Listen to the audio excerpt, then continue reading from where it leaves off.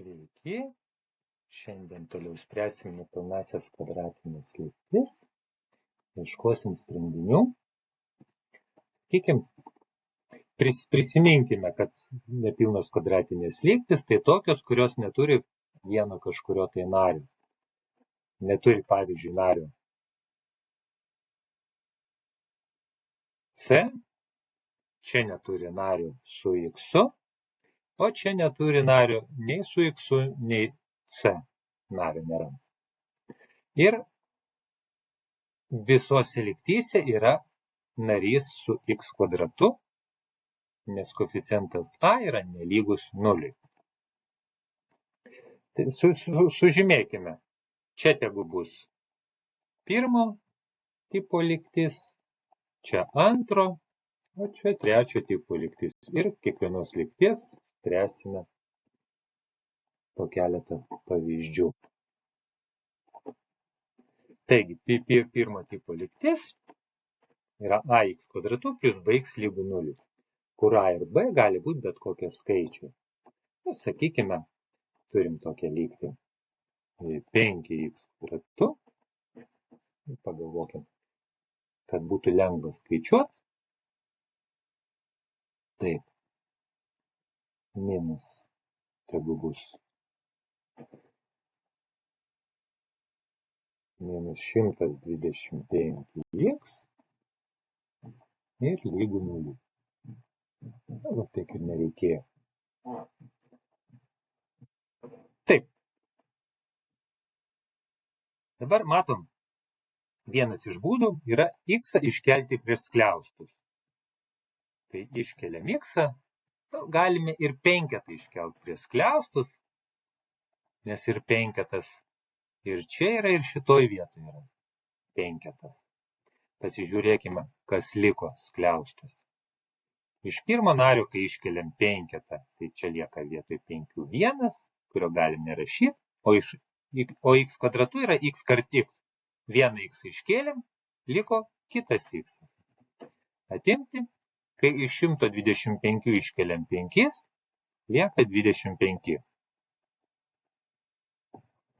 O kai iškeliam x, vietoj x taip pat lieka vienetas, tai 25 kart 1 yra 25. Ir lygu 0. Turim du dauginamuosius, čia yra praleistas daugybos ženklas, kada dviejų dauginamųjų sandauga yra lygi 0. Kai vienas dauginamasis yra lygus 0, kai 5x lygu 0, arba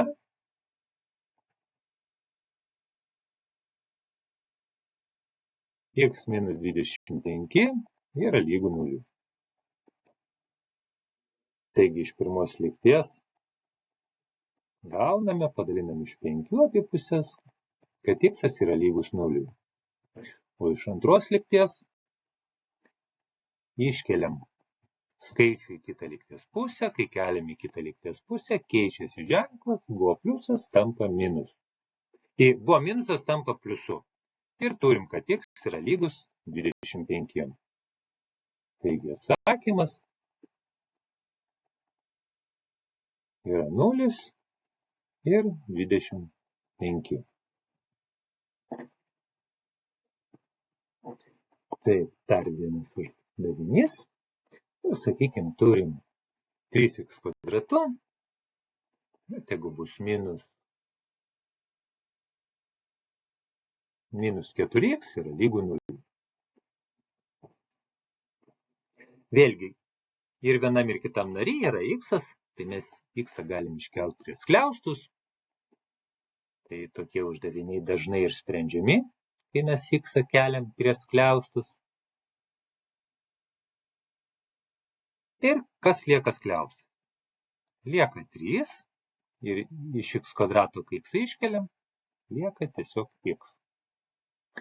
Ir kai iš antro nario iškeliam x, iškeliam x ir lieka tik ketvirtas. Ir lygu 0. Taip, tai vėlgi turim du dauginamuosius, tai arba pirmas dauginamasis yra lygus 0, arba 3x minus 4 yra lygu 0. Taigi pirma lygtis jau išspręsta, x lygus 0 ir reikia spręsti antrą lygtį. Tai 3x lygu 4 minus 4 keliame kitą lygties pusę, keičiasi ženklas ir lieka plus 4. Taip, 3 yra padaugintas iš x, tai padalinam iš to trejeto ir gaunam, kad x yra lygus 4/3. Galim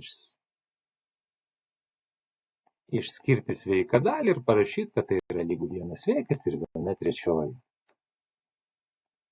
Taigi, atsakymas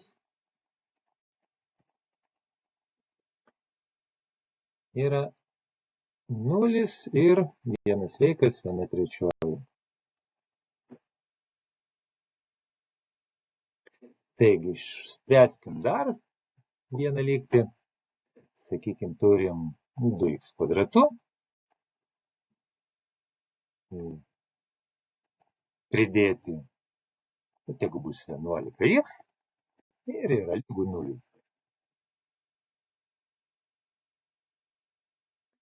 Vėlgi, būtų gerai suvesti šitą mūsų lygtį į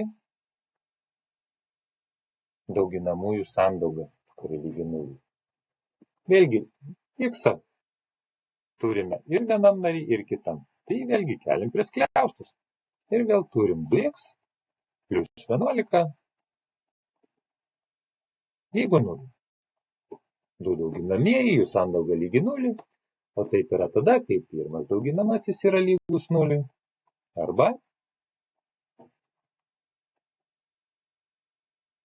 antras dauginamasis yra lygus 0. 2x plus 11 yra lygu 0.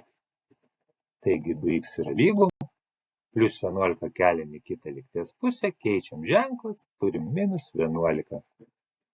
X padaugintas iš 2, padalinkim todėl iš 2. Pirmai buvo 3x, dalinam iš 3, dabar yra 2x, dalinam iš 2. Ir gaunam, kad x yra lygus minus 11 antrųjų. 11 galim lengvai padalinti iš 2 ir gaunam 5 ir 5/10. Taigi atsakymas yra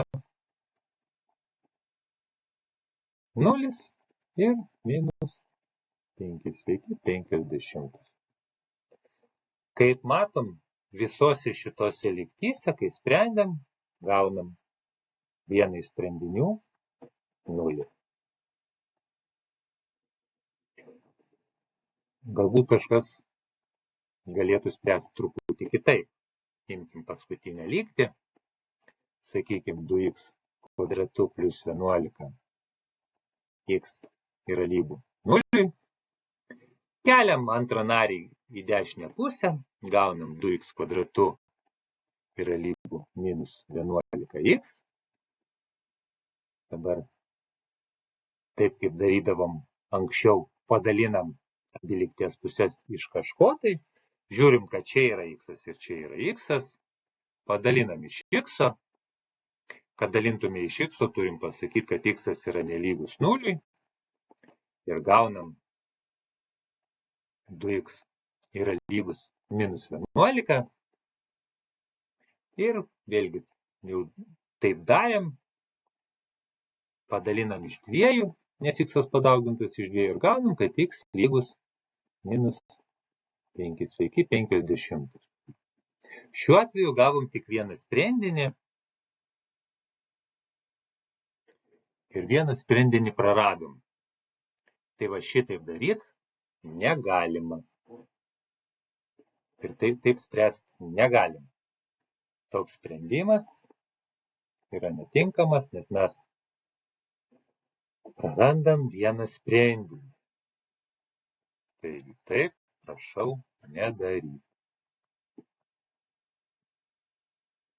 Tai šįkart tiek. Ačiū.